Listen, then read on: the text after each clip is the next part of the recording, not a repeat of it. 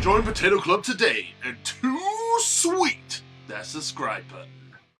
Hello ladies and gentlemen, welcome to my 2018 Royal Rumble predictions.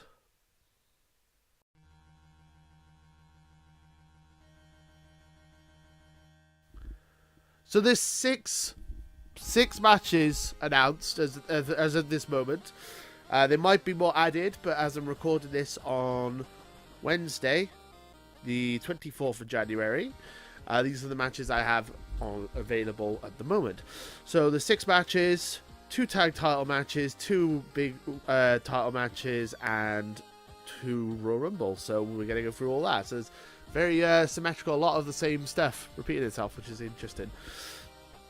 Okay, so the opening bout is the SmackDown tag title match, which is the Usos versus Chad Gable and Shelton Benjamin, or American Beta, or the America's Greatest Tag Team. I like both of those names, but they haven't gone with either of those, so who knew?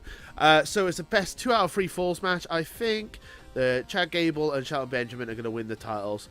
They teased them winning the titles on SmackDown a couple of weeks ago. Also, one of the Usos, I can't remember which one, had a DUI. So they're going to probably take some kind of punishment and probably drop the titles. Plus, there's 4 title matches, and I feel like the other 3 are going to be retained. Spoilers alert. So I feel like the only one that's going to possibly, the most likely to change hands is this one. So I think the SmackDown tag title match, I think American Beta / the world's greatest American team, the America's greatest tag team, or American Beta. You guys decide which would be the better name for those two. Are going to win that one. Okay, the second match is the Raw tag team title match. So it's Seth Rollins and Jason Jordan versus Cesaro and Sheamus. I feel like the unlikely tag team of Seth Rollins and Jason Jordan has only just started, and they're going to build up to maybe a match at WrestleMania, which would be a bit random, or Fastlane or Elimination Chamber or whatever. I feel like they're going to hold that title for a little bit longer. I think it's too soon for them to drop it, but I might be wrong. So my money is on Seth Rollins and Jason Jordan to retain. Okay, the first big title match, the WWE Championship match, AJ Styles versus Kevin Owens and Sami Zayn in a 2-on-1 handicap match. Even though the odds are against him, I believe AJ Styles will retain this matchup. So on SmackDown, we just saw AJ Styles kayfabe injure Kevin Owens. There's also a video after SmackDown of Kevin Owens saying he will still be in the match, saying, yep, I will be in the match. So I feel that AJ Styles is going to win with some kind of calf crusher or something on Kevin Owens' injured leg. I feel that's how it's going to end up going. I personally don't like the handicap match situation. I've said this in several videos, that I think the matchup is kind of bad in lots of ways. It makes Kevin Owens and Sami Zayn look weak. It makes AJ Styles look stupid. It makes Daniel Bryan look like really biased.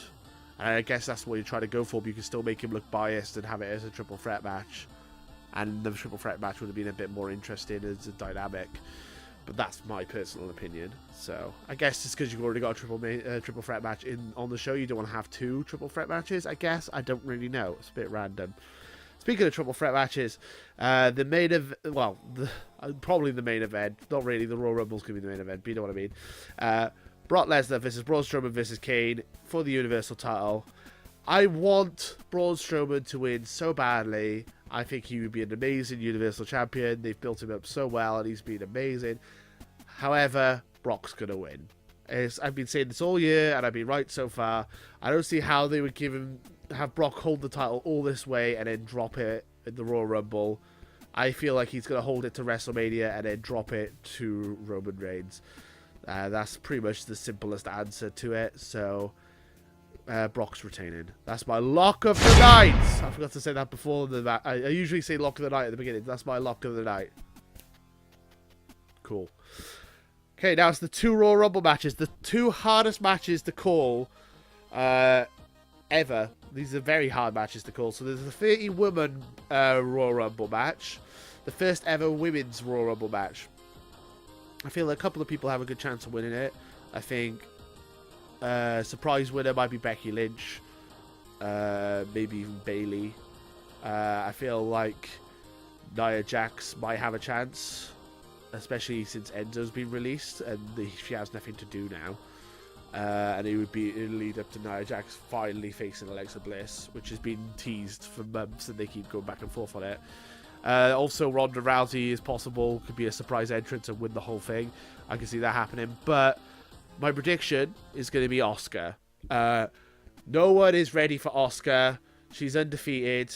I can see Asuka going all the way and winning the Royal Rumble. I think she's the odds-on favourite. I think she's the odds-on favourite, so I'm going to go with Asuka. I might be completely wrong.